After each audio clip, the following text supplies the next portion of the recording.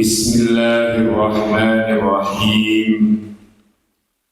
Assalamualaikum warahmatullahi wabarakatuh.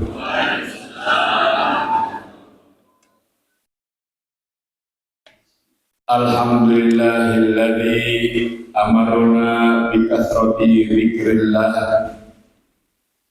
Wassalatu wassalamu ala Rasulillah. Qala Allah Ta'ala bil Qur'anil Karim wa huwa asdaqul qailin. A'udzu billahi as-sami'il 'alim minasy syaithanir rajim. Bismillahirrahmanirrahim. Wala dzikrullah akbar. Shadaqallahul 'azim. Yang sama-sama kita hormati yang mulia Wakil Talqin Pengersawah Syekh Haji Ahmad Sahibul Wafatul Arifin radhiyallahu Al-Mukarram Ki Haji Maliki Thohir. Semoga beliau dipanjangkan umurnya, disehatkan dohir batinnya, diluaskan rezekinya. Untuk beliau Al-Fatihah. Bismillahirrahmanirrahim. Alhamdulillahirabbil alamin. Iyyaka na'budu wa iyyaka nasta'in. Ihdinas siratal mustaqim. Siratal ladzina an'amta 'alaihim ghairil maghdubi 'alaihim waladdallin. Yang kita hormati Ketua Korwil ADTKN Korwil Jawa Timur Al-Mukarram Bapak Haji Muhammad Ali beserta seluruh jajarannya. Yang terhormat seluruh pengurus LDTKN Kabupaten Kota di Jawa Timur, yang terhormat para pengurus lembaga-lembaga di bawah naungan Pondok Pesantren Suryalaya di Jawa Timur ini, para sepuh, para tokoh, para ikhwan yang dimuliakan Allah Subhanahu wa Ta'ala.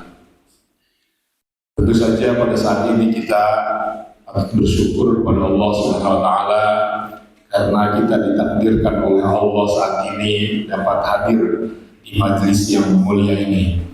Mudah-mudahan hadirnya kita di majelis yang mulia ini ada dalam ridho Allah Subhanahu wa Ta'ala. Amin ya rabbal alamin.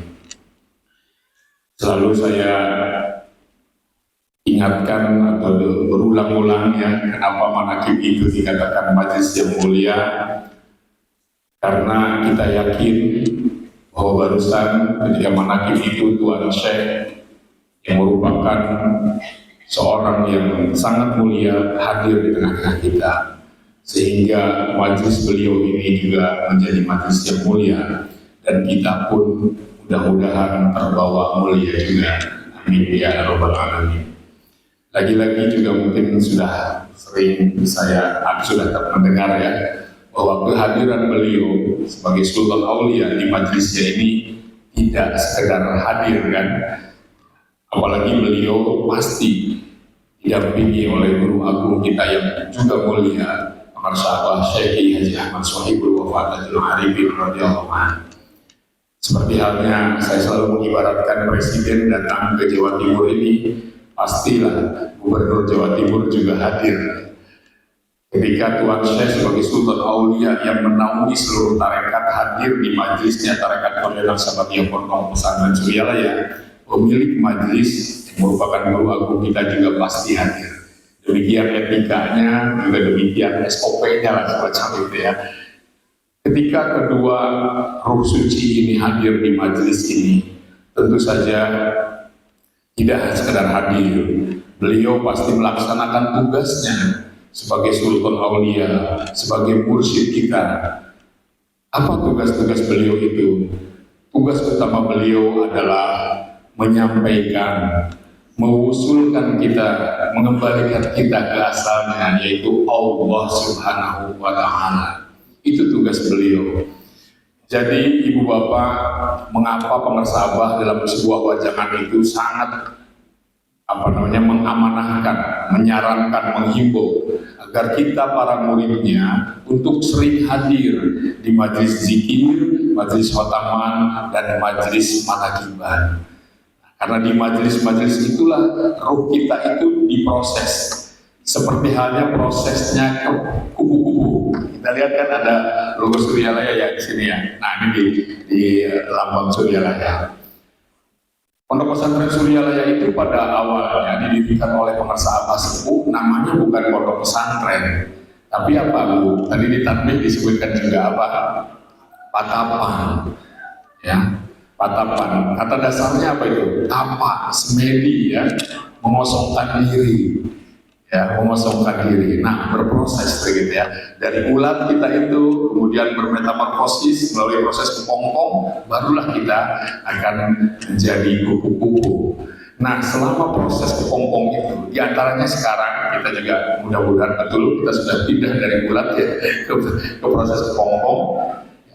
Ketika proses kepompong itulah kita memerlukan tidak hanya ikhtiar diri kita sendiri, amaliyah kita sendiri, dikir, rakaman, manakiban, ditambah sholat-sholat sunnah, ditambah lagi qiyamul lail, mandi tobat dan sebagainya, itu proses kita.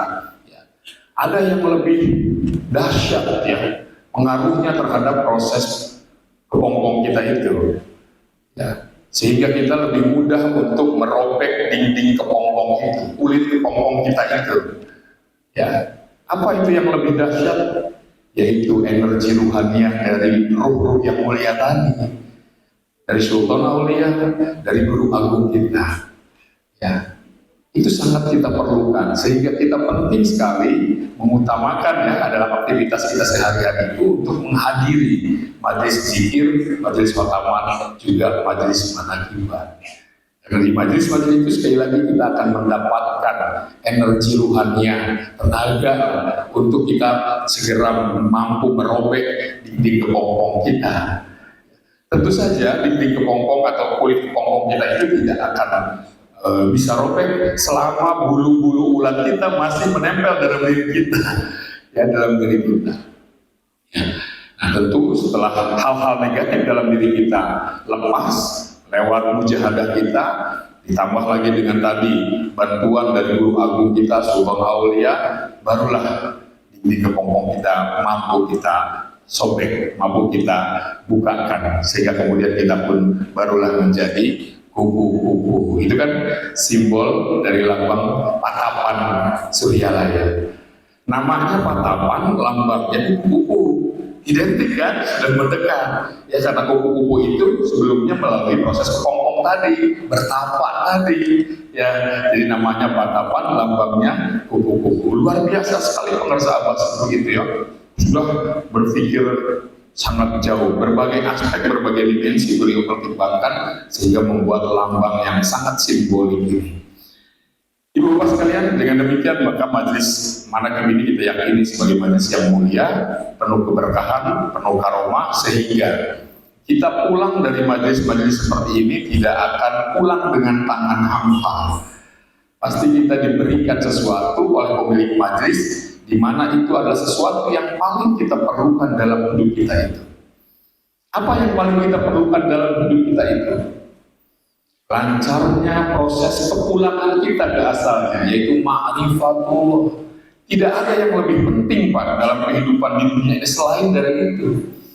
Karena itu merupakan tujuan diciptakannya kita semua. Wa ma khalaqtul jinna wal insa illa liya'budun. Kata Allah dalam Miftahus Sudur, liya'rifun. Demikian juga Tuhan Syekh Abdul Qadir Jailani dalam Sirul Asrar, bahwa kita diciptakan tidak untuk yang lain kecuali untuk mengenal Allah, ma'rifatullah. Nah, yang paling kita perlukan dalam hidup kita itu adalah tercapainya tujuan hidup kita itu, yaitu ma'rifatullah. Selain itu derajatnya, nilainya, urgensinya, pentingnya di bawah kemakrifatan yang kita perlukan. Dan pulang kita dari majelis-majelis seperti ini, kita akan diberikan ya kelancaran oleh-oleh tadi. Makanya ketika manakib terutama kata Abah dia, kata Abah ya, kalau bahasa sininya hikmat katanya ya. Mengapa demikian? Seolah-olah kita sedang menyiapkan wadah untuk oleh-oleh yang akan kita bawa pulang. Ya, karena oleh-oleh dari beliau-beliau itu tidak terhingga Pak, tergantung dari wadah kita masing-masing. Kita menyiapkan wadah yang besar, maka kita pun akan mendapatkan oleh-oleh yang banyak. Kalau kita wadahnya kecil, maka oleh-oleh yang kita bawa pun sedikit. Kita tidak bisa berbagi kalau oleh-olehnya sedikit ya. Oh, dia memang bisa yang begitu berbagi. Nah, saya kira ini sudah pernah diceritakan kan ya, bagaimana la ilaha illallah itu sekali diucapkan, dipikirkan, maka 4.000 dosa besar kita bersih. Ketika kita terus lakukan zikir itu, maka akan menghabiskan seluruh dosa kita. Ketika dosa kita sudah habis oleh zikir kita itu, lalu kita masih terus berzikir, maka zikir kita akan menghabiskan juga, akan menghapuskan juga dosa-dosa orang yang kita cintai. Bahkan tetanggamu, kata Nabi di hadis itu kan, itu artinya apa? Oleh seperti tadi bisa kita bagikan, Pak. Ya, bisa kita bagikan. Nah, itu ya. Jadi alhamdulillah. Makanya ketika sedang manakiban, ada salah satu amanah dari Abah, kita harus diam seperti sedang wukuf. Jangan banyak gerak. Sultan Aulia, terutama guru kita, sedang apa bahasa Jawanya ngopeni, ya ngopeni ruh kita, Pak. Dibenerin tuh. Coba kalau kita masuk ke salon, cukur rambut, wah nggak diem bedanya tuh, nggak diem apalagi merokok misalnya. Apa yang terjadi? Jadi bagus nggak tuh rambut kita? Bukannya bagus, keluar malah disebut gila sama orang gila. Ya, itu kata diam, kata apa? Saya tadi malam juga di mobil sempat teringat ya pengersa Abah ketika di Suryalaya ada diskusi tentang manakib. Kata Abah, ketika manakib itu yang hadir tidak hanya yang dohir, juga ada yang tidak dohir ketika manakib itu. Karena ini majelis Sultan Aulia, juga majelisnya guru kita. Nah itulah Ibu Bapak ya. Jadi dari sekarang mari kita tingkatkan kehadiran kita di majelis-majelis mulia itu. Untuk apa? Untuk menambah tenaga, energi kita. Untuk apa energi itu? Untuk memproses berjalannya rasa kita, lauk kita, ruh kita, kemana? Ke asalnya. Ya, ke asalnya. Karena diri kita yang sebenarnya ini udah ingin segera pulang, nggak betah. Seenak apapun di dunia ini alam fana. Diri kita tuh udah tahu, merasakan mana yang paling nikmat yang sebenarnya. Karena diri kita, ruh kita itu berasal dari Allah. Tempat yang sangat bahagia di sana itu, dia udah merasakannya. Lalu karena Allah itu ingin dikenal, diturunkanlah diri kita ini ke alam fana yang lewat alam-alam itu kan. Nah, lahut, jabarut, malakut, nasr. Nah, disinilah ada hukum biologis, dicubit kita sakit, udara panas kita kepanasan. Ini hukum biologis terpengaruh tuh. Ya, lalu ada hukum sosiologis, kita berinteraksi dengan sesama manusia. Kadang-kadang kita tersinggung, kadang-kadang kita kasihan. Itu semua hukum-hukum sosiologis mempengaruhi diri kita, ruh kita. Ya, di sisi lain ruh kita itu ingin segera pulang karena nggak betah di alam ini, alam fana. Saya enak apapun, banyak uang kah misalnya, jabatan tinggi kah misalnya ya, tidak akan memuaskan diri kita yang sebenarnya. Dia hanya akan terpuaskan manakala dia sudah bisa pulang, sudah bisa menjadi kupu-kupu tiflul ma'ani. Ya.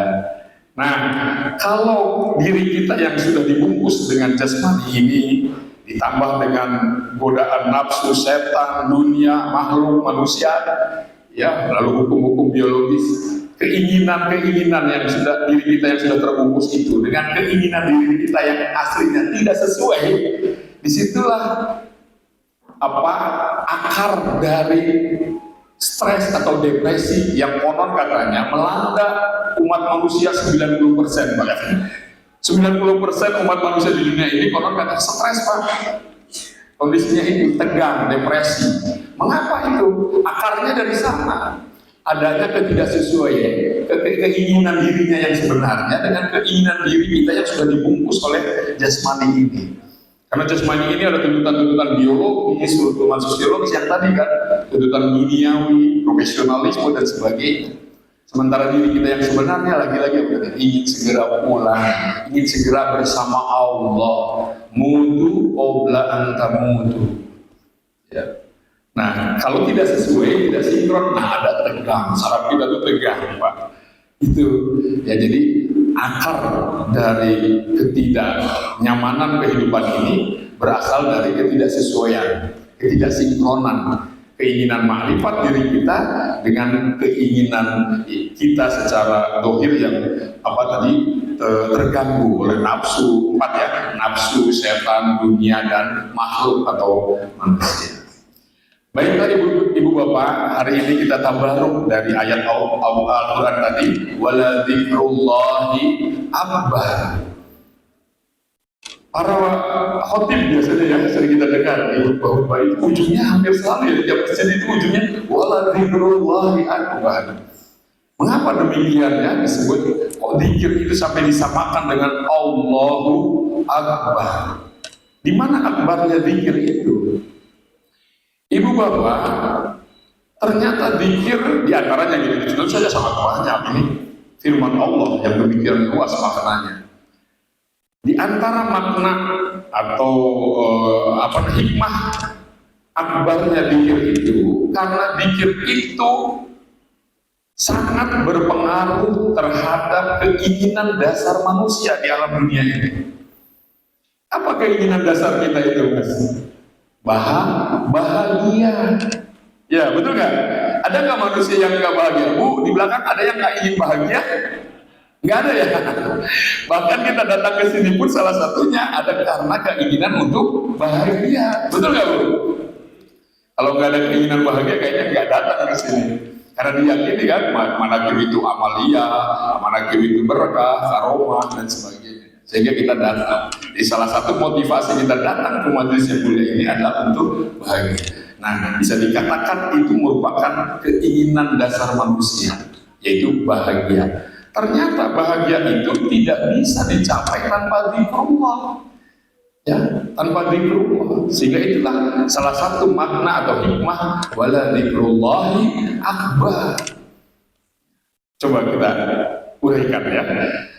Untuk mengetahui itu kita bisa lihat dari definisi bahagia itu sendiri. Banyak sekali ya, apalagi dari para ahli ya. Kita jangan jauh-jauh deh, yang berkaitan dengan kita aja ya. Pengertian-pengertian bahagia menurut tasawuf. Yang pertama, pengertian bahagia yang pertama, manusia itu bahagia manakala tujuan utama hidupnya tercapai. Betul nggak? Kalau tujuan utama hidup kita tidak tercapai, bahagia nggak kira-kira manusia itu? Nah, kurang lah paling tidak, kurang bahagia. Jadi bahagia itu manakala tujuan hidup yang utamanya adalah tercapai. Apa tujuan hidup utama kita? Tadi sudah disinggung, yaitu ma'rifatullah. Ya, mengenal Allah tujuan hidup kita itu yang utama. Karena ini tujuan hidup utama kita, maka dari sekarang di mindset kita, dalam kesadaran kita, dalam pemikiran kita, juga dalam tingkah laku kita harus mengacu, merujuk atau berhubungan dengan kemakrifatan tadi, apapun yang kita lakukan sehari-hari, dan harus diutamakan itu. Ya, jangan sampai apa yang kita pikirkan, kita lakukan itu bertentangan dengan proses kemakrifatan kita yang disebut maksiat gitu ya. Maksiat itu kan banyak, maksiat dohir, maksiat batin, itu bertentangan, kontraproduktif. Ya, kebalikannya dari makrifat itu mundur kita. Kalau makrifat dianggap maju gitu ya, ini mundur kalau kita maksiat itu. Ya, jadi dari sekarang sekali lagi dalam benak kita, apapun yang kita lakukan itu semata-mata untuk proses kemakrifatan kita, untuk mengenal Allah. Ya, ternyata untuk mengenal Allah itu tidak mudah, ada syaratnya. Yang pertama, kita harus dekat. Sesuatu itu bisa kita kenali kalau kita dekat, betul ya? Jadi kita kalau ingin mengenal Allah, kita harus dekat kepada Allah. Yang kedua, kita kenali sesuatu itu kalau tidak ada penghalangnya, tidak ada hijab. Jadi kita akan mengenali Allah kalau tidak ada penghalang. Walaupun Allah sudah mengatakan kan, aku lebih dekat dari urat lehermu. Berarti kan sangat dekat, tapi kok nggak terasa? Mengapa itu? Terhijab kita itu, kalau kita terhalang. Ya, jadi syarat untuk mengenali Allah yang pertama dekat, yang kedua tidak ada hijab, yang ketiga terang benderang kalbu kita, ada cahaya. Walaupun dekat, walaupun sudah tidak ada hijab, tapi kalau gelap gulita, bisa dilihat nggak? Nggak bisa dilihat. Nah, itu diantaranya syarat untuk mengenal Allah, yaitu tadi dekat, tidak ada hijab dan cahaya, ya. Atau tidak ada kegelapan lagi dalam diri kita. Ternyata ketiganya itu, dekat kepada Allah, menghilangkan hijab kita, lalu memberikan cahaya kepada kalbu kita, itu semua dengan zikrullah. Ya, banyak cara untuk mendekatkan diri kepada Allah, ya banyak. Tetapi cara yang terbaik dari cara-cara pendekatan kepada Allah itu ternyata zikrullah. Min afdhalil qurbat, kata apa dalam Ibnu Usul itu kan? Sebaik-baik cara mendekatkan diri kepada Allah tiada yang lain, kata apa dalam Ibnu Usul itu? Zikir. Kita berusaha dengan amal apapun ya, itu tidak sehebat, seefektif zikrullah. Proses pendekatannya, efek pendekatannya kepada Allah itu. Kalau dengan zikir, prosesnya lebih cepat dibandingkan cara-cara yang lain. Nah, ini mulai kelihatan ya, wala dzikrullahi akbar. Jadi cara kita untuk makrifat yaitu dengan mendekat kepada Allah, dan cara yang terbaik untuk mendekat kepada Allah adalah zikrullah. Tuh, satu ya. Yang kedua, kita nggak bisa mengenal Allah kalau kita terhijab. Lagi-lagi hijab itu apa sih? Kotoran hati. Zikrullah syifaul qulub. Zikir itu obat penyakit hati, pembersih hati. Ya. Banyak memang yang bisa mempengaruhi kotoran-kotoran hati, tapi lagi-lagi yang terbaik, alat pembersih terbaik kotoran hati atau penyakit hati atau akhlakul majmumah, bulu-bulu ulat kita itu ya dirontokkannya dengan zikrullah. Ya, mulai semakin terlihat ya bagaimana akbarnya itu zikir. Jadi menghilangkan hijab kita ya yang selama ini kok nggak terasa. Lagi-lagi dalam kolbu itu, dalam kolbu kita ini, coba kita rasakan sekarang. Allah mendominasi nggak nih sekarang? Rata-rata yang termasuk yang ngomong nih hal-hal duniawi nih. Urusan walaupun mungkin duniawinya dibungkusnya lewat konsep atau nama-nama keagamaan kan, LDTKN apakah organisasi keagamaan atau apapun, apalagi bisnis, politik dan sebagainya dalam kolbu kita itu ya, bukan Allah yang mendominasinya ya. Bahkan idealnya itu kan kolbu kita itu isinya hanya Allah ya. Mursyid kita itu isinya hanya Allah dalam kolbu. Selain dari itu, simpan dalam genggamanmu, kata Abad. Emang bisa Pak dipindahkan dari kolbu ke ini? Bisa. Zikir jahat itu sudah upaya, cara, trik memindahkan hal-hal yang tidak semestinya ada dalam kolbu kita ke tangan kita. Kalau yang baik-baik kita kuasai. La ilaha illallah, nafikan, dinafikan, ya pindahkan ke tangan kita. Sehingga zikir jahar disebut juga sebagai kunci dari hal-hal positif ya, untuk memiliki hal-hal positif itu dengan zikrullah dipindahkan.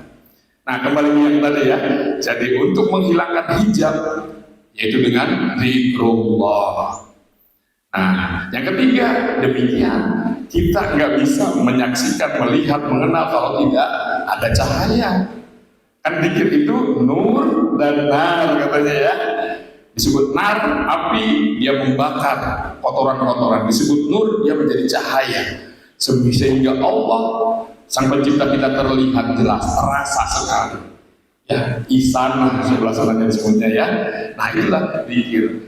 Jadi dengan demikian, kemakrifatan yang merupakan cita-cita tertinggi kita itu bisa kita alami kalau kitanya berzikir. Di situ juga kita akhirnya paham, oh kenapa zikir itu akbar.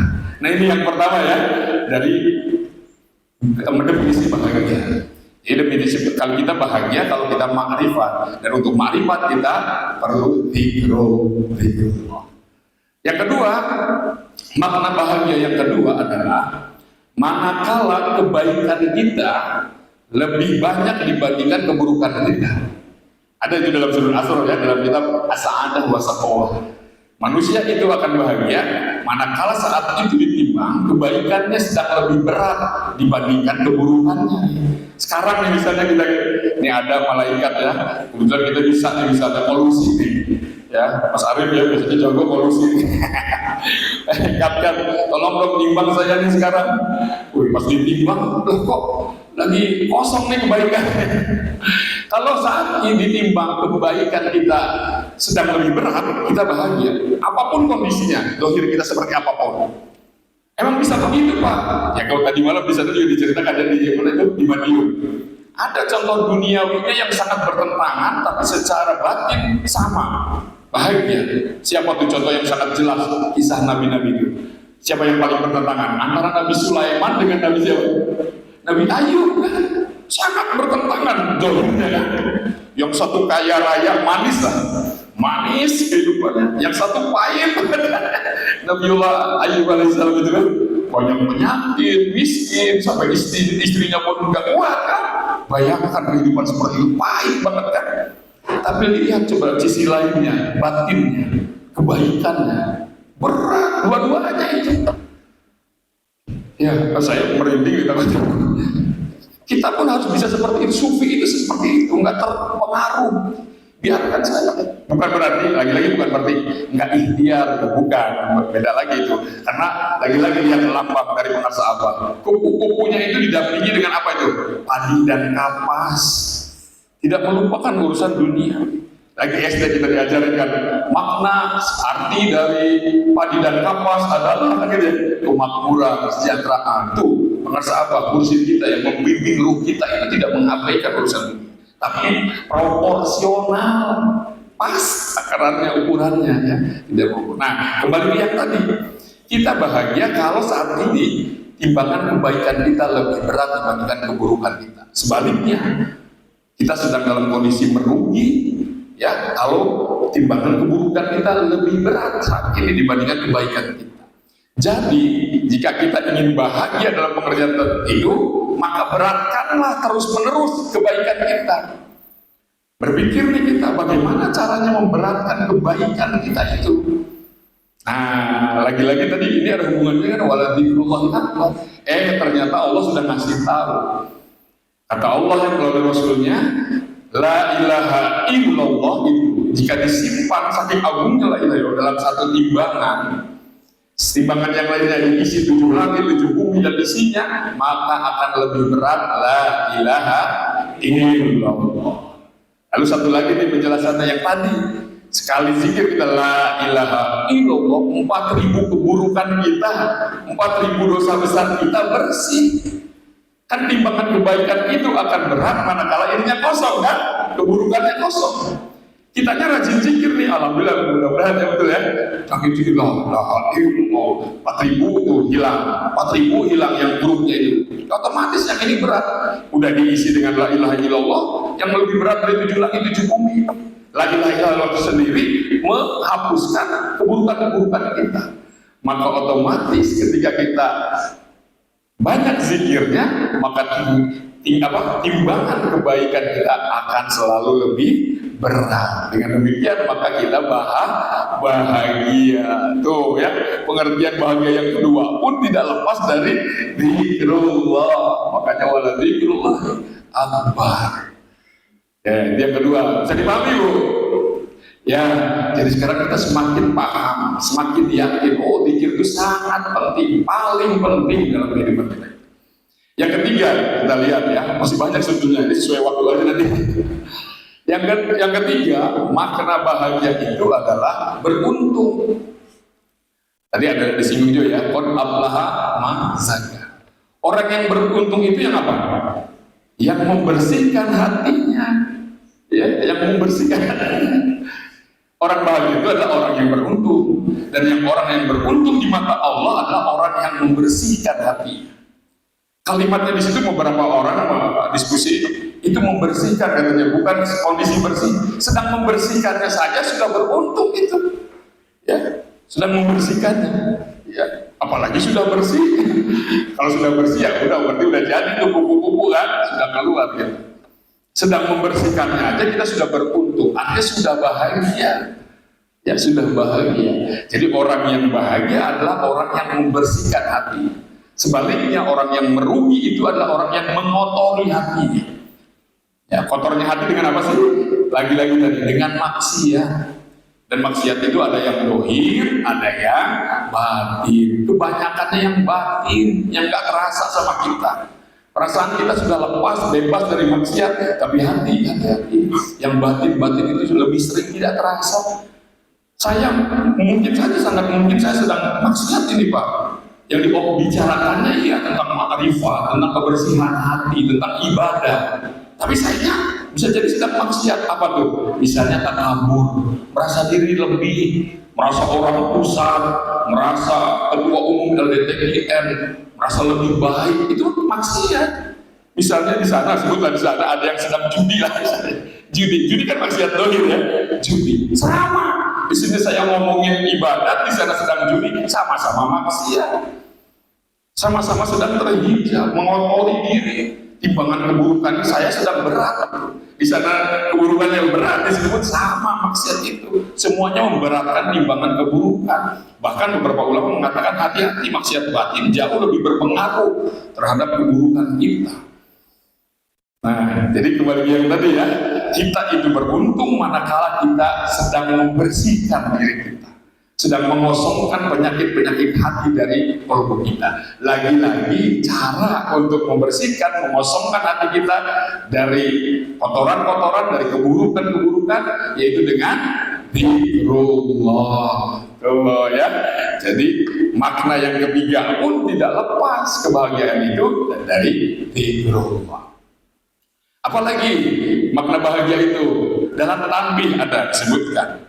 Ya, tiada lain amalan kita tariqah koordinat samanya amalkan dengan sungguh-sungguh untuk menggapai seluruh kebaikan. Ya, kan makna bahagia itu adalah mendapatkan seluruh kebaikan. Tadi salah satu makna kebahagiaan itu. Nah, seluruh kebaikan yang kita perlukan dohir batin juga. Dalam tanbih itu diulangi itu. Depannya seluruh, belakangnya dohir batin, Pak. Ya. Nih, untuk mendapatkan kebahagiaan itu amalkan dengan sungguh-sungguh amalan kita tariqah koordinat samanya. Apa sih amalan utamanya? DKM, dikir buat teman manaki. Tapi dari yang ketiga ini yang paling utama lagi kata apa? Dikir. Bahkan apa di Miftahul Zulum itu mengatakan tarekat ini adalah tarekat dikir makot, kan pakai makot itu. Dikir saja kata. Jadi khotaman manakibat sekalipun itu sudah suplemen tambahannya supaya dikir kita semakin matang. Karena yang paling utamanya adalah dikirnya itu. Ya, dikir. Jadi kebaikan-kebaikan yang kita perlukan seluruhnya, bahkan ditambahkan di kalimat akhirnya itu dohir batin, itu bisa kita gapai ya dengan mengamalkan secara sungguh-sungguh zikir tarekat koordinat sabaniyah. Dan bahagia itu manakala hal-hal yang tidak baik, hal-hal yang buruk itu dapat kita cegah. Seluruhnya dohir batin. Sama ini juga dengan mengamalkan sungguh-sungguh zikir tarekat koordinat sabaniyah surialaya. Tuh, baru 4 nih tapi waktu gak akan cukup dengan semuanya. Banyak Pak makna bahagia. Semuanya berhubungan, berkaitan atau dipengaruhi oleh zikrullah. Ya. Nah, pertanyaan berikutnya kan, setelah kita tahu, oh ternyata zikir kita kalau ingin bahagia itu. Zikir yang seperti apa? Lagi-lagi Abah menjelaskan dalam Miftahul Zulum, karena Miftahul Zulum itu buku pedoman kita. Miftahul Zulum itu, miftah itu apa Pak? Oh, miftah, kunci, zulum, dada. Di dalam dada itu ada qasrun, sodrun, qalbun, fuadun, sagopun, lubun, sirrun, wafi sirri, ana Allah. Dalam kolbu kita, miftahnya kuncinya apa? Itu di situ semua, kuncinya itu. Artinya kalau kita ingin jadi kupu-kupu, ingin musuh, jangan kemana-mana, sudah ada di sini. Kuncinya dulu kita cari. Ya, kuncinya. Apa adanya yakin mursyid kita itu? Wah, apa bukan tidak tahu? Tahu Pak, semua kunci-kunci alam semuanya. Bukan tidak tahu amalia-amalia para wali-wali yang lain. Itu sudah dikumpulkan dalam apa tuh? Khotaman. Khotaman itu aurat-aurat pilihan, kekasih-kekasih Allah. Dipilih. Yang jadi kekasih Allahnya juga dipilih. Yang punya amalan-amalan khusus. Mereka sampai sehingga menjadi kekasih Allah oleh aurat tertentu. Karena setiap aurat itu, tadi juga diskusi ya, setiap aurat itu mengandung efek, dampak ruhaniyah, terutama efek ruhaniyah tertentu Pak. Abang pilihkan tuh dari sekian banyak itu, oh ini dari wali ini disukai Allahnya karena aurat ini diambil. Dan di luar itu sebenarnya masih banyak, Pak, masih banyak.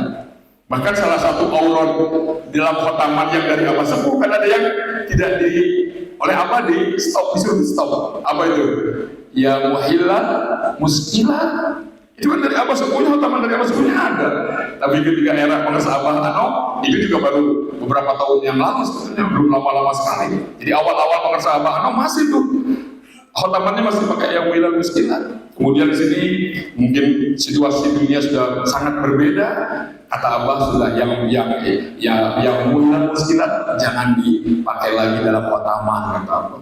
Tapi beberapa orang ahli hikmah yang ngerti tentang makna itu, efeknya suka penasaran tuh. Ada yang minta izin kemarin tuh. Pak Kodir, saya izin ya mau mengamalkan. Kata saya jangan, saya izin dengan makna. Artinya apa itu? Aurat-aurat itu ada dampak ruhaniyah, Pak. Dan Abah tahu, Abah pilihkan terus. Itulah ada dalam khotaman. Tapi semua itu lagi-lagi suplemen, tambahan, multivitamin untuk menguatkan zikir kita. Ya. Nah pertanyaannya, zikir yang seperti apa? Nah dalam kunci kolbu tadi Miftahus tadi apa? Menjelaskan, ya, bahwa zikir yang mendatangkan manfaat untuk ma'rifat tadi, untuk bahagia tadi adalah wa kana dzikrul yufidu faidatan illa bitalqin. Kalau dalam Miftahus sampai faidatan. Tapi kalau dalam Iqnul Himam kalau nggak salah ya, faidatan tamatan. Ya. Zikir bisa mendatangkan manfaat yang tamatan, yang sempurna, efek ruhaniyahnya. Kecuali dengan talqin. Jadi zikir yang mendatangkan manfaat yang sempurna itu syaratnya harus lewat proses talqin, Pak. Bu, ya, kalau tidak lewat talqin, efeknya apa? Pahala saja. Ada memang dapat pahala ya, setiap huruf dapat sekian, itu kan ada hitungannya itu ya. Tapi kalau kita berorientasi hitung-hitung pahala saja, waduh, bisa rugi kita, Pak. Karena kalau pahala itu sekali ada riya saja kan, ya, berapa tahun tuh katanya habis? 40 tahun amalan kita kumpulin tuh tiap Ramadan. Kan yang paling banyak dapat pahala kan ketika Ramadan kan, ya, hitungannya mah berlipat-lipat ganda. Tapi sekali ada ria aja, waduh, hasil susah payah kita ngumpulin beberapa Ramadan loh. Kalau kita berorientasinya hanya pahala. Dan setahu saya ya, pengersa apa jangan membicarakan pahala itu. Ya, apa saya bahkan mungkin nggak pernah mendengar saya apa ngomongin pahalanya gede ya. Enggak, apa itu? Zikir katanya apa? Zikir. Jadi zikir yang mendatangkan manfaat yang sempurna, efek yang besar terhadap kolbu kita, yaitu yang ditalqinkan. Nah syaratnya orang yang mentalqinkan itu tak ingin, dijelaskan juga dalam Miftahus itu. Ya orang yang takwa dan bersih, yaitu kalau dalam konsep tarekat disebut mursyid. Ya, jadi zikir yang akan mengantarkan kita kepada kebahagiaan adalah zikir yang ditalqinkan oleh Syekh Mursyid. Nah, jadi apa tuh kalau dari cerita yang tadi? Kita bisa bahagia ya kalau kita sudah memiliki mursyid. Ya. Dan mursyid itu akan membimbing kita. Proses bimbingannya itulah yang disebut amaliyah. Amaliyah itu proses alat-alat, metode-metode amaliyah untuk membahagiakan kita. Nah di TKR sebenarnya terutama 3 tadi, DKM. Apa Bu? DKM. Sengaja lah saya ulang ya supaya kita ingat. Dzikir, khotaman, manaqibah. Itu treatment, kalau bahasa di kimianya itu treatment ya, perlakuan, cara ngopeni guru kita kepada guru kita itu. Amalkan ya apa. Maka ketika kita amalkan berproses tuh. Kita dzikirnya, khotamannya, manaqibatnya ketika sedang kita lakukan berproses tuh yang dalam waktu tadi itu ya. Tidak hanya di posun tuh rasa kita akan mulai mendekat kepada sirrun ya. Posun, sontun. Walaupun saya juga kadang-kadang nggak hafal. Audio saya nggak hafal tuh yang nama-nama itu jadi nggak apa-apa. Ya nggak ditanya kok nanti ketika kita naik mendekat kepada Allah, kamu hafalin dulu. Itu rasa kita. Para ahli menyebutnya dalam kondisi itu, ini panasnya disebut posrun, sodrun. Oh kondisinya seperti ini, itu kolbu, itu fuadun. Oh ya tentang fuadun itu ada tulisan Abah juga yang saya menemukan. Kata Abah, rasa nikmat dalam beribadah dalam kehidupan ini mulai terasanya. Tatmain dulu itu ketika sudah sampai fuad, kata Abah. Ada tulisan dari Allah. Ya. Ya, ketika sudah rasa kita sudah mulai mendalam sampai tahapan tertentu, nah kata apa menyebutnya ketika sudah sampai fuad akan terasa nikmat hidup ini. Kata apa seperti itu. Artinya memang ada tahapan rasa kita itu, ada pergerakan gitu ya, semakin dalam, sehingga beberapa orang tua di Saudi Arabia menyebutnya telem, bahasa Sunda telem apa ya? Menyelam. Maksudnya rasa kita mendalam terus, mendalam. Nah, tenggelam dalam lautan ma'rifatullah, pengenalan Allah Subhanahu wa taala. Sehingga disebutnya oleh pengasah agama durun bola dan selainnya. Durun bola itu mutiara yang kita cari-cari itu, yang tadi itu di dalam sirri. Baik, kembali ke yang tadi ya. Jadi guru agung kita Syekh Ahmad Sahibul Wafatul Alim radhiyallahu sudah membimbing kita. Cara bimbingannya dengan memberikan amalia, dzikir, khotaman, manaqibah. Ya, nah itu semua terutama zikir itu tadi untuk mengantarkan kita kepada kebahagiaan. Ya, karena ini diperlukan oleh umat manusia, maka Allah menyuruhnya supaya kita berzikir yang banyak. Ya ayyuhalladzina amanu dzkurullaha dzikran katsira. Dulu, kayaknya beban gitu ya, disuruh zikir yang banyak oleh Allah Subhanahu wa taala. Padahal itu saking sayangnya Allah sama kita.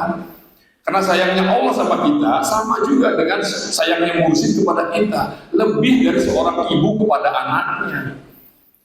Sayangnya seorang ibu kepada anaknya terbatas pada hal-hal yang bersifat dohir saja, biologi saja kan. Ibu kita kan tidak sampai tahu ruh kita kan sedang bagaimana, penyakitnya apa ruh kita itu. Ya, yang paling tahu diri kita, ruh kita itu adalah mursyid kita. Tadi juga dengan Mas Arif ya.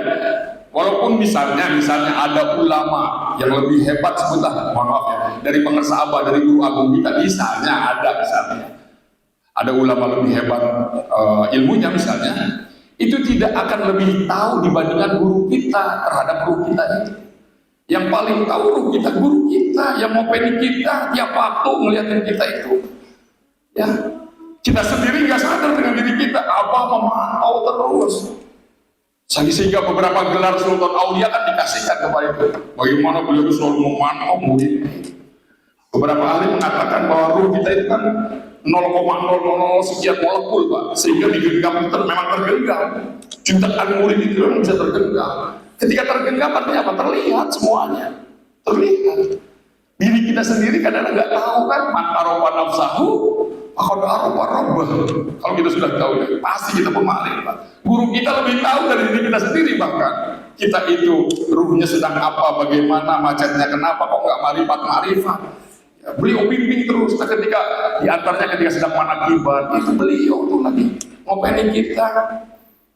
Ya, lagi zikir, makanya lagi ketika mau zikir ya diusahakan Robito, ingat juga ke apa Robito mau zikir, makanya di mana-mana ada. Nah ini ada foto pengersa abah ya di kalender.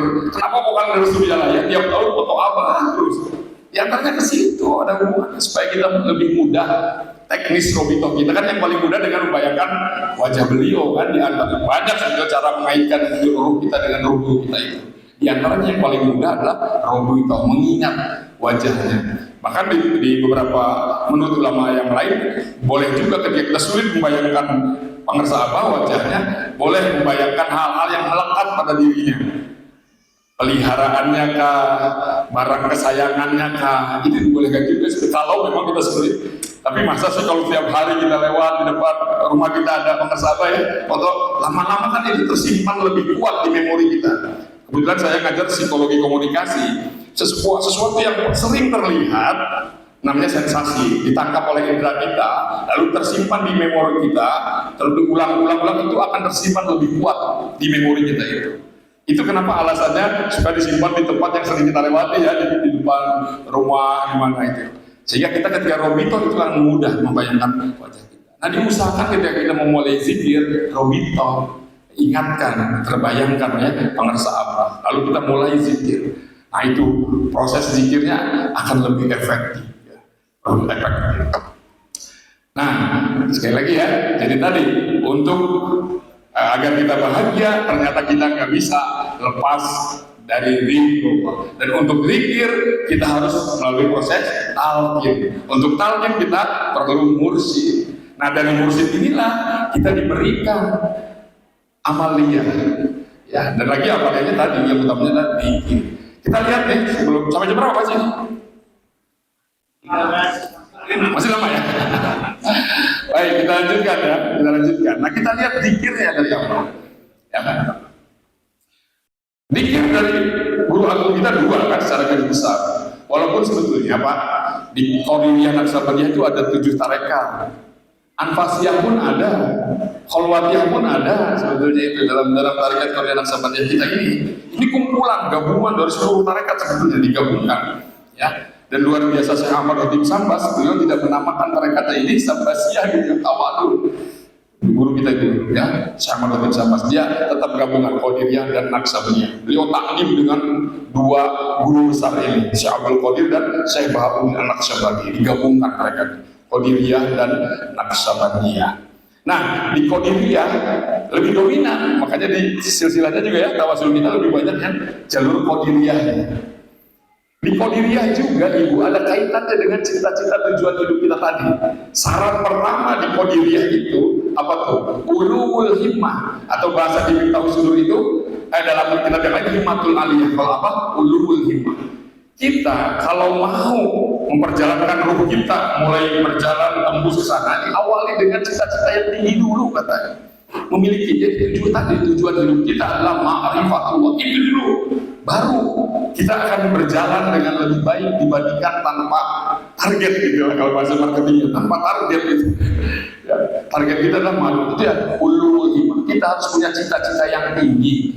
Cita-cita yang tinggi itulah yang berkaitan dengan zat yang maha tinggi, yaitu Allah Subhanahu wa taala, yaitu ma'rifatullah. Tuh lagi-lagi ke situ ya di Qadiriyahnya. Nah, zikirnya yang sudah itu ada zikir Qadiriyah yang disebut zikir jahar, dan Naqsabandiyah ada yang disebut zikir khaufi.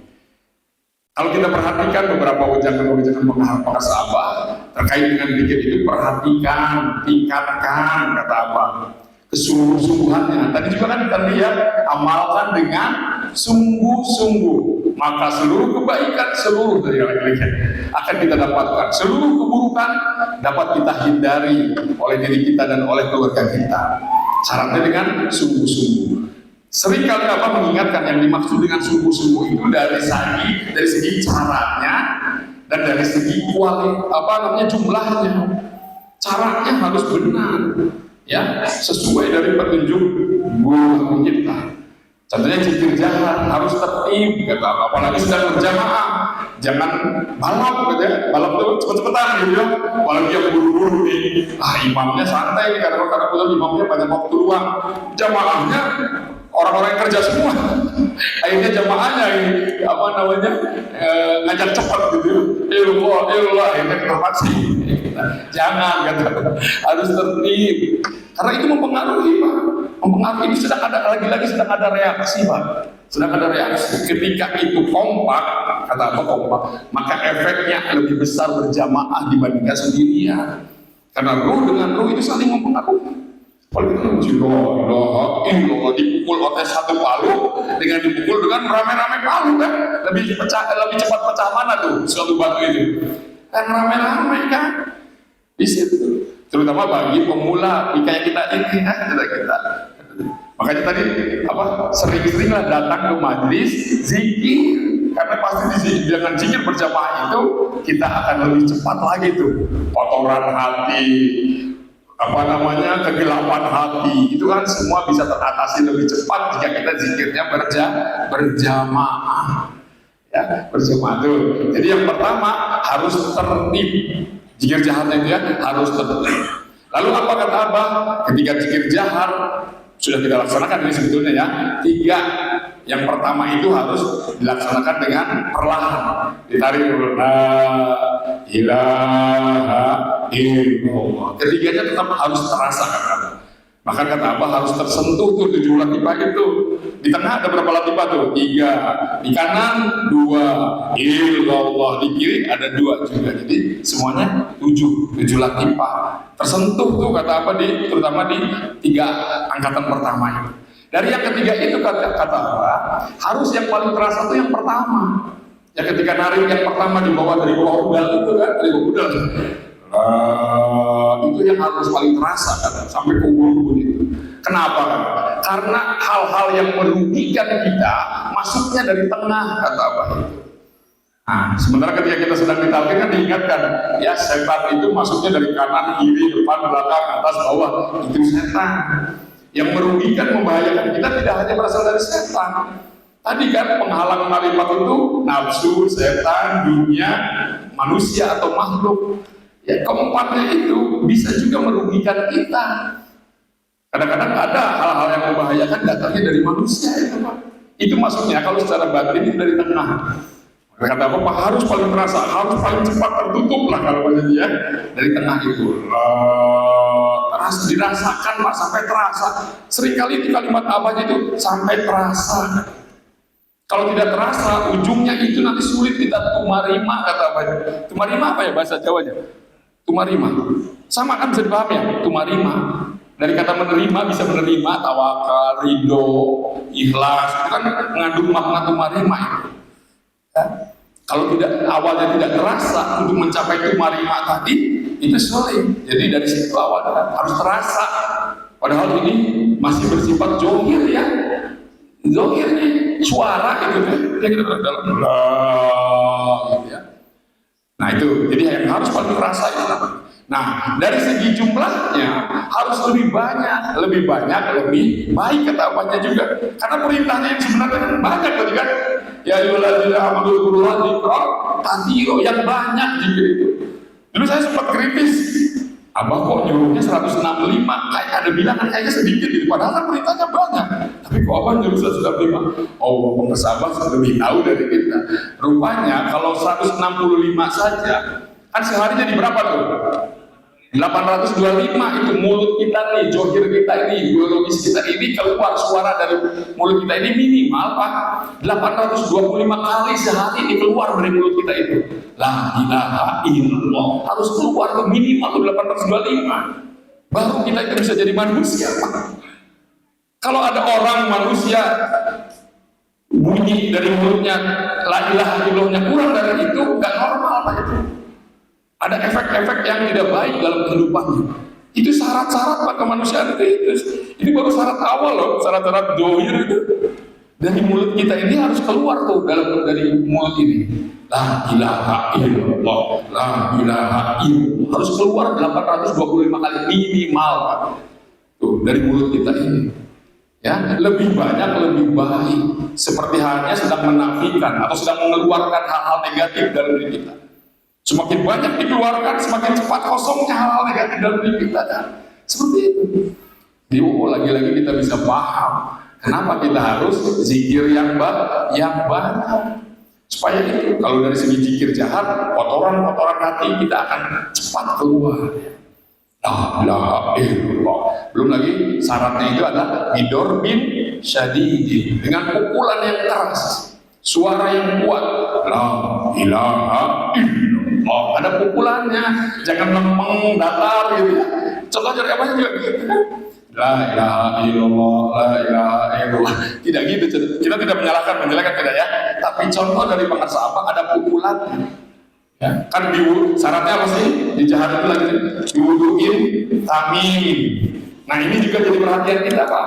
Di antara sekian banyak makna dari diwuduin tamim ini, ketika kita mau mulai berwudu, sudah dihidupkan zikir hofi kita, hidupkan Pak, supaya kita wudu kita masuk kategori tamim, ya sempurna, sudah mulai hidupkan. Ketika membasuh aja biasanya sudah terasa tuh, ya Allah, tangan ini mungkin selama ini melakukan hal-hal yang tidak Engkau ridhoi.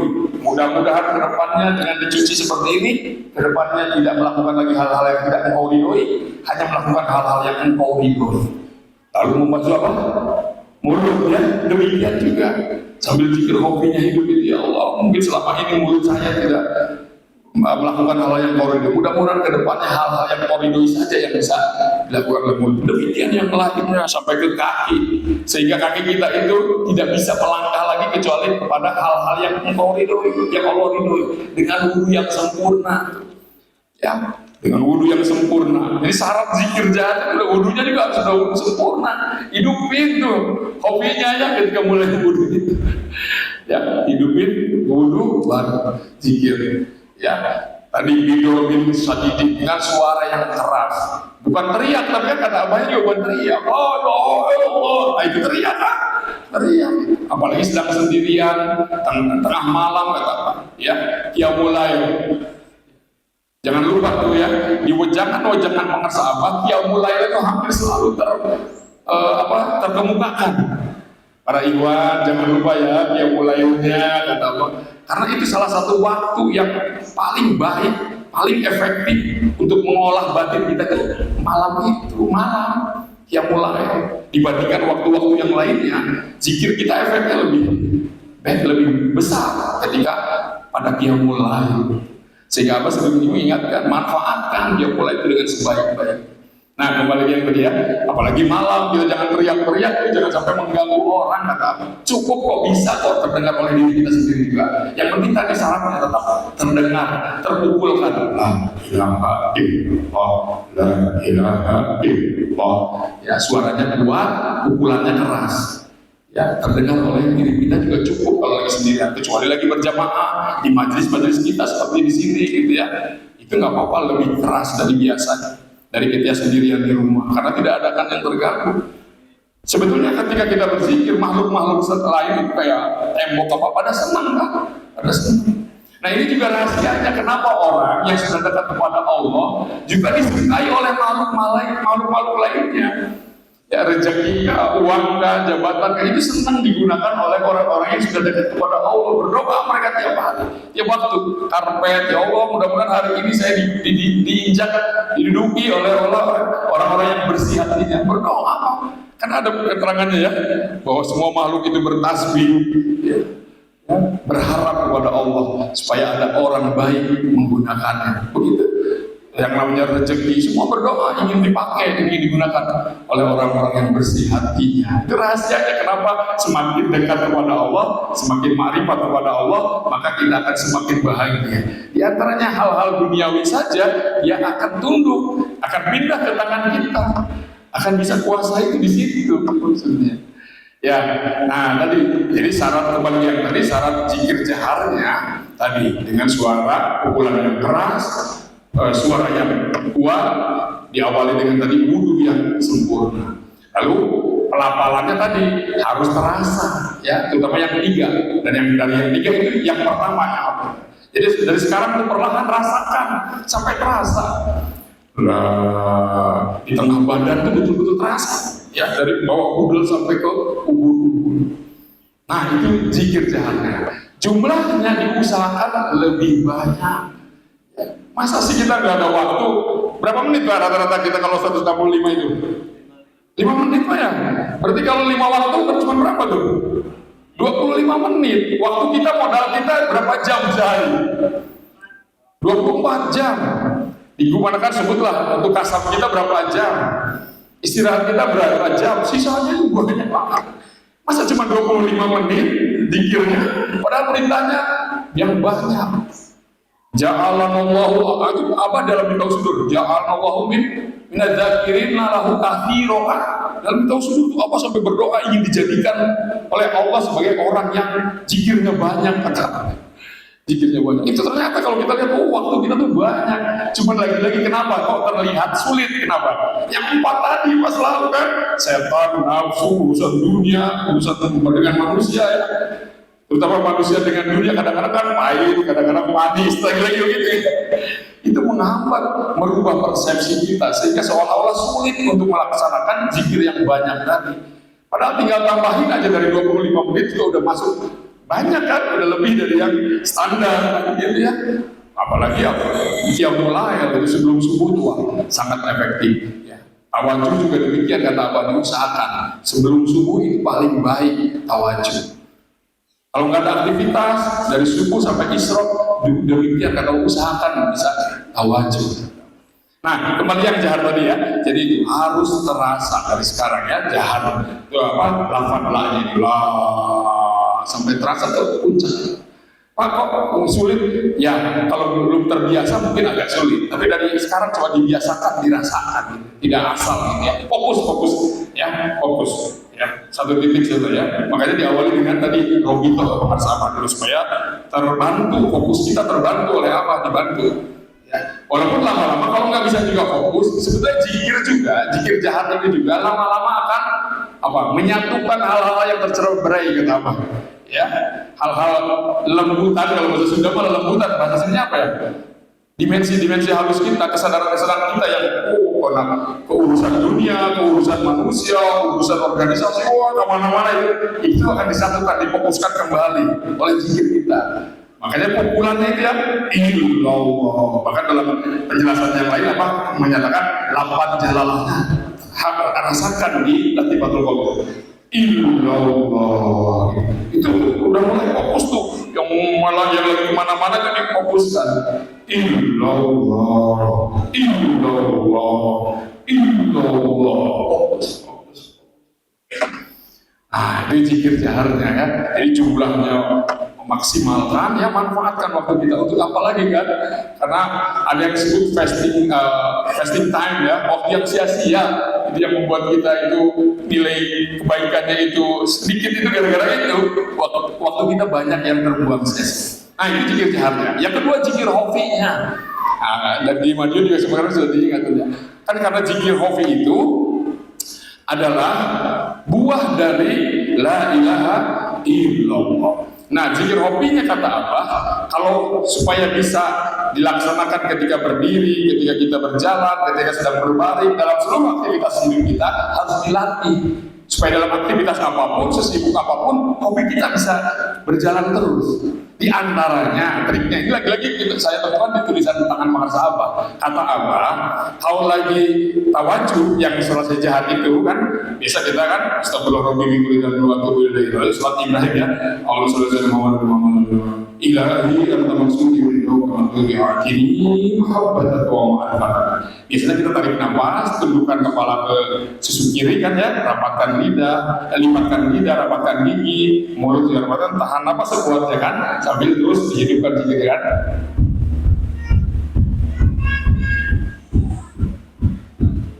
Biasanya kalau udah gak kuat kita hembuskan kan, nafas kita perlahan. Nah, terutama saya ya, biasanya udah itu sayyiduna. Nah kata Abah, dari sekarang coba dilatih, diusahakan lebih dari 5 menit kata Abah. Maksudnya bukan sekali tarik nafas kita 5 menit tawajuhnya, wah itu jarang yang kuat. Jarang yang kuat. Maksudnya kalau sudah nggak kuat, lepaskan, tapi tetap tundukkan, tetap pejamkan matanya, rapatkan giginya dan semuanya itu, hanya nafasnya aja ditarik lagi, tahan, hidupkan lagi. Nah, nggak kuat lagi terus diulang-ulang sampai sekiranya melebihi 5 menit, terus dilatih gitu lagi. Lama-lama itu terlatih. Ya, yang namanya terlatih kan refleks itu. Itu ya. Ya, jadi yang kedua zikir hobinya demikian, harus terlatih. Makanya di setiap tarikat itu ada yang disebut riyadhah, latihan, banyak jenis-jenis latihan itu. Nah, itu ya luar biasa akbarnya zikir. Ada yang terlewat di satu lagi satu lagi makna bahagia. Saya jadi ingat barusan. Makna bahagia itu salah satunya adalah aman dari azab Allah. Tidak ada orang yang bahagia tapi kondisinya tidak aman. Ada nggak? Orang bahagia tapi kondisinya dar perang misalnya. Kawan-kawan kita di Palestina, alhamdulillah itu Pak. Saya lihat kalau di videonya itu nggak ada wajahnya yang cerah gembira gitu. Rata-rata panik kan. Karena kondisinya tidak aman, Pak. Tidak aman. Jadi salah satu kondisi atau syarat bahagia itu aman. Aman dari apa yang paling diperlukan itu? Aman dari azab Allah. Dan cara untuk menjadikan diri kita aman dari azab Allah yaitu dengan masuk ke benteng Allah, yaitu la ilaha illallah. Kata Allah, la ilaha illallah itu bentengku. Siapa yang masuk bentengku, dia aman dari azabku. Azab Allah itu segala sesuatu yang tidak kita inginkan, yang merugikan, yang membahayakan diri kita dan keluarga kita. Itu azab dari Allah. baik yang pahit maupun yang manis. Jangan lupa ya, oh yang manis mah bukan azab dari Allah. Hati-hati, bisa jadi yang manis itu kalau menjauhkan kita dari Allah, ya melalaikan kita, mengoplahkan kita dari Allah, sama itu juga azab, merugikan. Kan intinya merugikan diri kita yang sebenarnya. Maka agar kita aman dari azab Allah, sering-seringlah kita berada di dalam benteng Allah. Semakin sering kita berada dalam benteng Allah, maka semakin aman diri kita.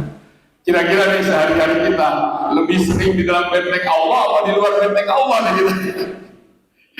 Kayaknya lebih sering di luar benteng Allah. Pak, kan benteng Allah itu la ilaha illallah. Kan zikir jahatnya kita cuma terbatas, ada cuma berapa jam lah, kalau dihitung jam juga ya, padahal 20 menit saja. Selebihnya kan kita nggak mau cuma la ilaha illallah. Yang dimaksud benteng Allah itu memang la ilaha illallah, juga buah dari la ilaha illallah, yaitu zikir hobi. Ya, karena la ilaha illallah zikir jahat merupakan zikir nafi kan, menghilangkan semua sedikit hajat, tinggal Allah, buahnya tuh. Jadi ketika zikir hobi sebetulnya itu la ilaha illallah juga, itu benteng Allah juga. Ya, kenapa kita diperintah untuk zikir qiyamah wa qu'udan, supaya kita selalu dalam benteng Allah. Ketika kita dalam benteng Allah, sekali lagi pasti kita aman dari azab Allah, dari hal-hal yang membahayakan. Yang diantaranya yang membahayakan tadi dari yang 4 tadi kan, setan, nafsu, dunia, juga urusan dengan manusia, itu membahayakan kita, bisa jadi azab gitu. Nah, kita amankan itu dengan cara apa? Kita berada sesering mungkin di dalam benteng Allah. Caranya tadi dilatih jahatnya yang sering, la ilaha illallah, la ilaha illallah, banyakin tuh Pak. Ya mulut kita tuh sehari diusahakan lah lebih dari 825. Zikir hobinya juga demikian, banyakin waktunya, durasinya. Ya dilatih. Selain dari itu kan tadi kata apa? Sebelum subuh diusahakan bisa tawajuh. Setelah subuh kalau tidak ada kegiatan, tidak ada aktivitas yang lain, diusahakan bisa sampai isyraq atau apa tawajuh. Ya, disuruh itu apa? Kalau tidak ada aktivitas, tidak ada yang kita talqin, belum sudah sempat tidur ya. Dari selesai subuh itu nggak apa musafah, nggak terus saya tahu aja sampai isyraq apa buang. Dan latihan juga itu. Nah, insya Allah ibu bapak sekalian, kalau kita intensif sungguh-sungguh tadi kan, amalkan dengan sungguh-sungguh, maka proses kemarifatan kita yang merupakan proses kebahagiaan kita, maka akan lebih cepat kita gapai. Zikirnya, khotamannya kan seminggu sekali minimal itu ya. Kita bisa lebih dari seminggu sekali. Mana kurangnya demikian. Ditambah dengan sholat sunnah, ditambah dengan apa? Mandi malam. Ditambah lagi dengan apa? Kita ada energi lain Pak selain dari itu apa? Ziarah. Apa kan? Sunnah muslim kan dengan ziarah. Apa suka ziarah? Ada sedikit cerita tentang ziarah. Boleh cerita nih, masih ada apa enggak? Saya pernah ziarah dengan pengacara Aceh tuh, Haji. Saya telepon oleh Kang Haji Baban, dia besok ziarah Wali Songo. Saya siapin tuh bekal untuk ke Wali Songo kan. Biasanya paling cepat itu 3 hari. Memang pernah hampir 2 hari tuh pulang pergi dengan akhirnya. Tapi ini bilangnya kita nggak santai gitu kan, Wali Songo. Jadi siapin koper untuk 5 hari lah persiapan. Nah, siap-siap ziarah dan dari mulai pengacara Abah, lalu Abah Sepuh ya di situ di Surabaya, lalu berangkat ke Cirebon. Nah, di Cirebon itu di Sunan Gunung Jati, dari mulai masuk Akeh tuh wajahnya tuh serius. Saya pun tegang Pak. Wah, Akeh kok tiba-tiba serius?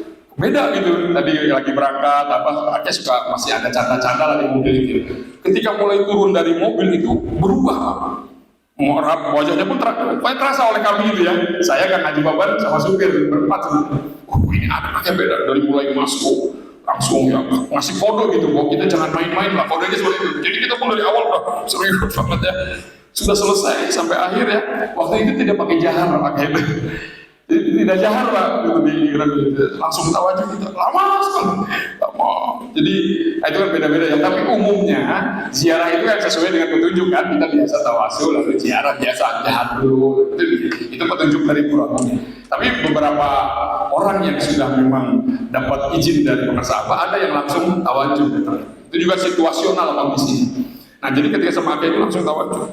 Selesai tawadhu, Sayyidina Muhammad Rasulullah SAW. Ada ucapan tuh saya dengar, Waalaikumsalam warahmatullahi wabarakatuh. Dari apa itu? Saya kok ada. Sudah selesai, saya mundur pelan-pelan ke belakang dari turun makam Sunan Gunung Jirayu. Kakek itu pakai tongkat ke supir sambil ketawa-ketawa, berubah beda dengan ketika masuk tadi. Akhirnya terketawa, ketuk-ketuk supir, balik kata sambil ketawa, pulang aja. Pulang, kata saya pulang. Apa maksudnya? Udah, kata kita kan tadi mau ketemu dengan Wali Songo, ziarah Wali Songo. Semuanya barusan ngumpul di sini, kata. Bisa gitu. Saya tinggal lagi sekedar mankobah ya, mankobah. Jadi kata Akeh tadi ketika di Abah katanya. Jadi oleh Abah disambungkan.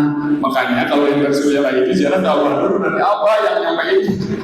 Kadang-kadang kita di jalan terganggu konsentrasi, tapi insya Allah ruh kita sudah disampaikan oleh Allah ke wali-wali yang akan kita ziarahi. Maka sebaiknya sebelum mulai itu, kalau tidak bisa langsung ke makam pakar sahabat, lagi-lagi tadi tawasul ke pakar sahabat atau robito sebelum kita memulai mau ziarah itu. Jadi udah pada koneksi kan, setiap waktu apa itu menggenggam ruh kita.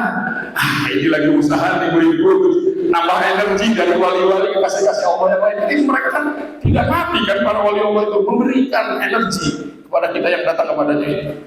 Ikut mendoakan lah, kalau bahasa syariatnya kan ikut mendoakan kepada yang berziarahnya. Sebenarnya bukan doanya saja, tapi energi Tuhannya ikut membantu kita. Apa tahu nih, ini disampaikan lebih dahulu oleh Allah. Jadi kata Akeh, lagi ngumpul semuanya di sini. Kalau saya kan masih pakai mata ilmu, nggak terang. Nah, pulang balik lagi nggak jadi balik sama itu. Padahal saya dengan Kang Haji udah booking hotel, semuanya cancel. Itulah dunia rohani kita, ibu-ibu sekalian ya, insyaallah. Dan ada sebagian yang masih meragukan. Katanya kalau bertarekat itu syekhnya harus hidup katanya. Karena di Miftahul Sudur juga itu kan Syekhul Hayy kan ada gitu ya. Jadi sudah jelas sekali beberapa ulama tasawuf mengatakan yang dimaksud hidup di situ adalah hidup ruhnya untuk membimbing kita. Jadi tidak berhenti. Bahkan di YouTube tuh ada lagi viral sekarang nih, teman-teman mahasiswa di Latif Borok ya. Ada seorang mursyid yang mengatakan, seorang mursyid yang kamil itu ketika wafat beliau mengangkat penggantinya, maka tugas kemursidannya masih dilakukan oleh beliau. Bahkan berikutnya, energi ruhaniahnya jauh lebih besar ketimbang dirinya masih dibungkus oleh jasmaninya. Mengapa demikian? Karena sudah tidak terpengaruh lagi oleh jasmaninya, oleh fisiknya. Pengertian apa aja dulu ya, ketika masih ada. Apa kalau kedinginan AC-nya dikurangi, badannya dihangatin, kita masih terpengaruh oleh jasmaninya. Tapi ketika sudah tidak ada jasmaninya, full fokus ke kita, fokus kepada tugasnya, yaitu memperhatikan kita, mengusulkan kita, maka energi ruhaninya jauh lebih besar. Itu karena beliau itu sangat sayang kepada kita. Salah satu bukti sayangnya lain contoh kecil ya, Bapak sering cerita, Kang juga ketika lagi kecil kan, saya itu suka cemburu sama Ikhwan. Makanya saya sering kalau baca sudah itu jemberut itu apa ya? Jemberut. Kan juga ada yang bercanda ya, Kang Bapak kayaknya selalu disuruh cemberutnya dari mana? Katanya itu bawaan dari kecil karena sering cemburu kan sama Ikhwan, kata Kang Bapak.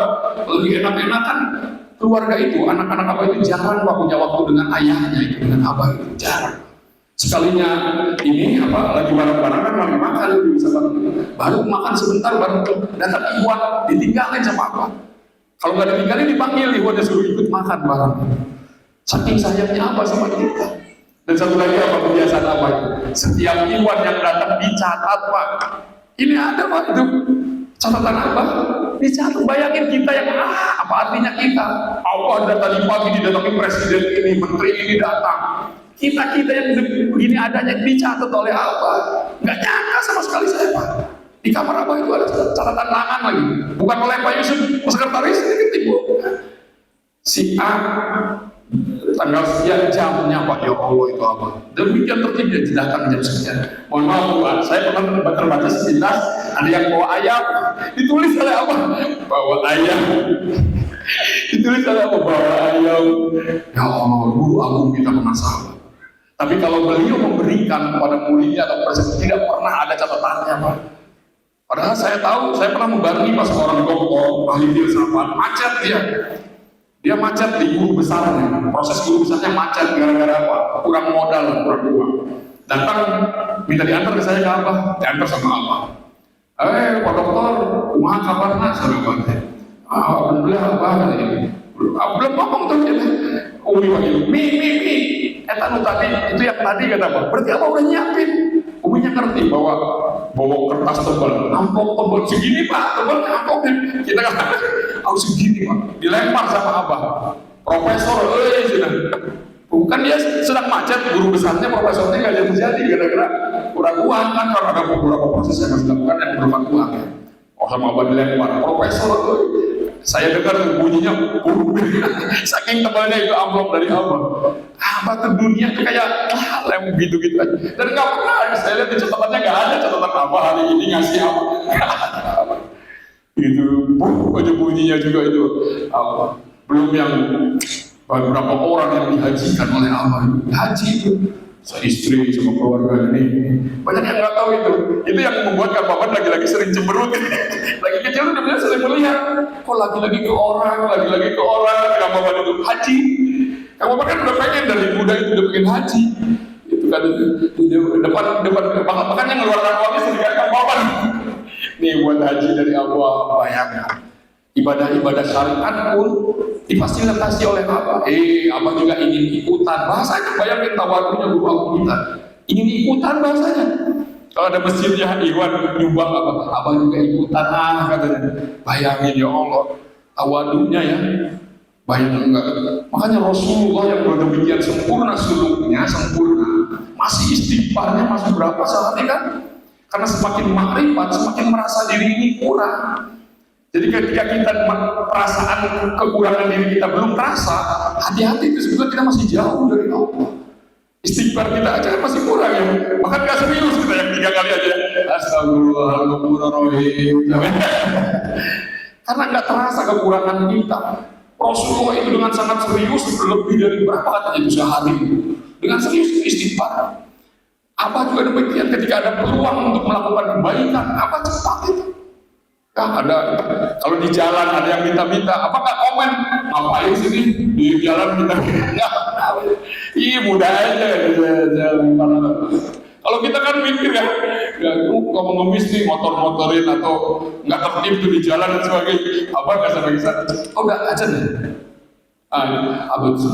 Itulah contoh. Jadi tadi ya, salah satu lagi makna bahagia adalah aman, kondisi aman. Untuk mengamankan diri kita, maka sering-seringlah kita berada di dalam benteng Allah. Bisa Pak, hidup kita seperti biasa, profesi kami tapi selalu berada dalam benteng Allah. Bisa. Ya itulah yang dilakukan oleh Nabi Sulaiman dengan cara mengurus harta kekayaan yang demikian banyak. Tetap selama hidupnya dia berada dalam benteng Allah. Nabi alaihissalam, walaupun dalam seharian dengan penyakitnya, tetap dia berada dalam benteng Allah. Dalam kondisi apapun, kita bisa selalu berada di dalam benteng Allah. Syaratnya tadi, kita latih zikir jaharnya, kita latih zikir hobinya. Insya Allah, ditambah hotamannya, tambah manakibatnya, tambah ziarahnya, sholat sunatnya, insya Allah semakin cepat, semakin terbuka, mudah terbuka tuh di kepompong kita. Jangan lama-lama nih kita di kepompong ini ya. Alhamdulillah fasilitas untuk membukakan di kepompong kita semakin banyak. Itulah LDTKM ya, LDTKM. Nah ini yang terakhir dari Abah, ada amanah untuk para pengurus. Di situ tulisannya untuk para pengurus termasuk kita. Yang pertama, perhatikan kader, kata apa itu? Saya lupa tadi malam nggak di sini. Kader, siapkan kader. Kader itu anak-anak kita siapkan untuk menjadi bahasa apa itu? Mudah-mudahan dia nanti jadi pemimpin, kata apa? Siapkan kader-kader kita. Pemimpin kan bisa pemimpin secara sosial, bisa pemimpin secara rohani kan? Pemimpin amalia dan sebagainya. Siapkan kader. Yang kedua harus bisa bermusyawarah, menerima saran, introspeksi. Kata apa itu? Introspeksi. Lalu apa? Introspeksi dan bisa mengamalkan, menghayatkan tanbih. Kata apa itu? Untuk para pengurus ya. Ada introspeksi, musyawarah, mendengarkan saran. Kata apa itu? Lalu menjaga persatuan dan kesatuan. Itu dari pengasaran. Baik, saya kira ini saja yang bisa saya sampaikan. Tentu saja banyak sekali kekurangan kesalahan dari saya mohon maaf yang sebesar-besarnya. Terima kasih atas perhatiannya, mudah-mudahan ada manfaatnya. Billahi taufiq wal hidayah. Wassalamualaikum warahmatullahi wabarakatuh.